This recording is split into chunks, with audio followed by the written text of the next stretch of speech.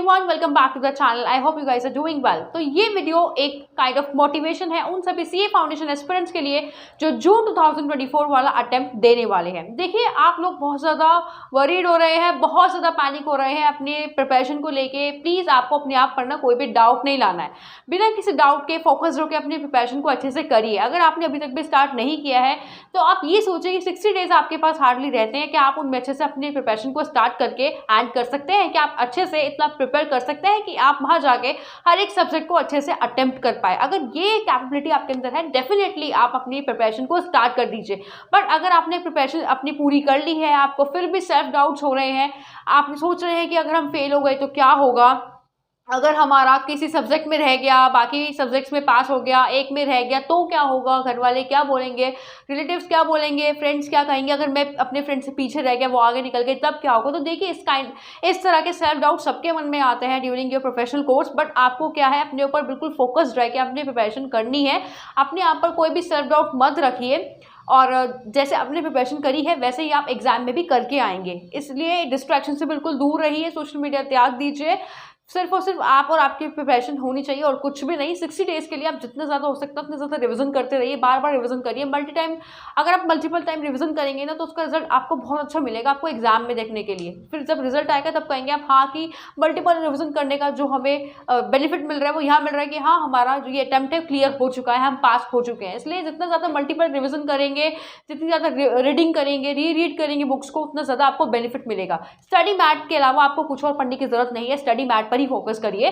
बाकी आप उसको जितना राइटिंग प्रैक्टिस कर सकते हैं, उसकी जितना रीडिंग कर सकते हैं, वो मोर देन सफिशिएंट है।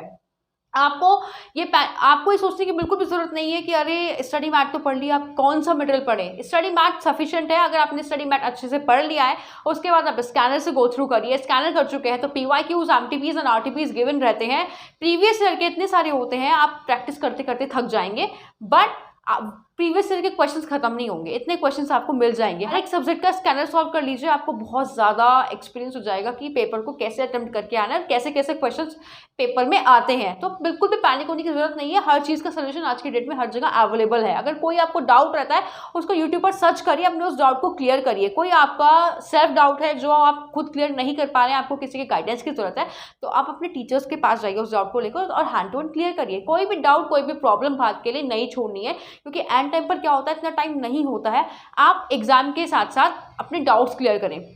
उस टाइम आप रिवीजन करेंगे, रिवीजन करते करते खुद इतने डाउट्स निकल जाते हैं कि पहले वाले डाउट्स होता है उनको सॉल्व करने का टाइम नहीं मिल पाता है। तो इसलिए ऐसा कोई भी काम मत करिए जिससे आपको बाद में बैठ के रिग्रेट हो कि मैं उस टाइम अपने डाउट्स नहीं क्लियर कर पाई, मैं अपनी प्रॉब्लम्स को अच्छे से सॉल्व नहीं कर पाई, इसलिए मुझे दूसरा अटेम्प्ट देना पड़ रहा है। ऐसे आप कोई भी सर्कमस्टांसेस क्रिएट मत करिए। अपने आप पर बिल्कुल फोकस रहिए, अपने आप पर कॉन्फिडेंस रखिए कि हाँ, हम कर सकते हैं, डेफिनेटली हम पास कर पाएंगे। तो आप कर भी पाएंगे। अगर आपने पहली सेल्फ डाउट रख लिया और आप पहली चिंता करने लगे कि पास होंगे या फेल होंगे, तो देखिए उसका रिजल्ट अच्छा नहीं आता है। आपको सिर्फ अपनी प्रिपरेशन पर फोकस करना है, अच्छे से अपनी प्रिपरेशन को करनी है, एग्जाम को अच्छे से अटेम्प्ट करके आना है, तो रिजल्ट भी अच्छा ही आएगा। बट अगर आप पहले से सोचने लग जाएंगे पास या फेल, तो देखिए फिर क्या होता है, दिमाग सेल्फ डाउट में रह जाता है और रिजल्ट आने तक आप सेल्फ डाउट में रहता है कि हम तो पास होंगे या फेल होंगे, हमें कुछ नहीं पता। ठीक है ना, फिर आपको डेफिनेटली सेकंड अटेम्प्ट लगता ही लगता है। इसलिए चिंता बिल्कुल छोड़ दीजिए, टेंशन फ्री होकर अपनी प्रिपरेशन को स्टार्ट करिए। देखिए, जितना ज़्यादा आप हर एक सब्जेक्ट को रिवाइज करेंगे उतना ज़्यादा अच्छा रहेगा। जितना ज़्यादा फॉर्मूलाज बार बार रिवाइज करेंगे, जितनी ज़्यादा बार बार कीवर्ड्स है, साइड हेडिंग्स है, उनको रिवाइज करेंगे, जितना ज़्यादा आप इकोनॉमिक्स के नेम को रिवाइज करेंगे, जितना ज़्यादा आप अकाउंट्स की थ्योरीज को रिवाइज करेंगे, वो आपके लिए ही बेनिफिट रहेगा। क्योंकि थ्योरी से आप अच्छे मार्क्स स्कोर कर सकते हैं अकाउंट्स में। सपोज कोई आपको न्यूमेरिकल क्वेश्चन नहीं आ रहा है, वो आपको स्किप करना पड़ रहा है, बट आपको थ्योरी आती है तो थ्योरी वो बेस आपका कवर कर देगी। मोस्टली स्टूडेंट्स क्या करते हैं, थ्योरी कवर करके जाते ही नहीं है, खाली न्यूमेरिकल के बेस पर जाते हैं। बट वहाँ जाके उन्हें लगता है कुछ न्यूमेरिकल ऐसे आ जाता है जो वो सॉल्व नहीं कर पाते, फिर उन्हें प्रॉब्लम बनती है, फिर उनके जो मार्क्स आता है वो 40 से कम रह जाता है। तो इसकी गलती आपको नहीं करनी है। आप थ्योरी को अच्छे से प्रिपेयर करके जरूर जाना है। एंड फर्स्ट मॉड्यूल से थ्योरी ज़्यादा आती है, सेकंड मॉड्यूल से थ्योरी इतनी ज़्यादा नहीं आती है। बाकी ट्रू फॉल्स आपको दोनों बुक से ही कवर करने हैं। जितने भी न्यू चैप्टर्स आए हैं उन पर अच्छे से फोकस करिए।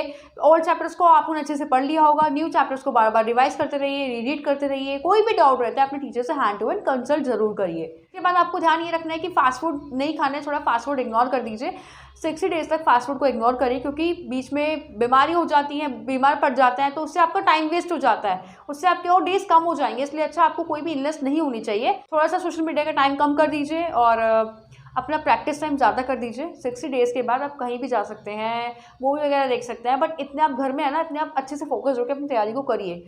जितने भी आपके चारों तरफ डिस्ट्रैक्शंस हैं उनको बिल्कुल अवॉइड कर दीजिए। डिस्ट्रैक्शंस में एंटर होने की बिल्कुल भी ज़रूरत नहीं है। बाकी आपकी राइटिंग प्रैक्टिस बहुत अच्छी होनी चाहिए। अकाउंट्स में भी, लॉ में भी, मैथ्स में भी, तीनों में ही राइटिंग प्रैक्टिस का खेल होता है, क्योंकि लॉ में भी पेपर इतना लेंथी आता है कि राइटिंग प्रैक्टिस अच्छी नहीं हुई पेपर छूट जाएगा। ऐसे अकाउंट्स में होता है।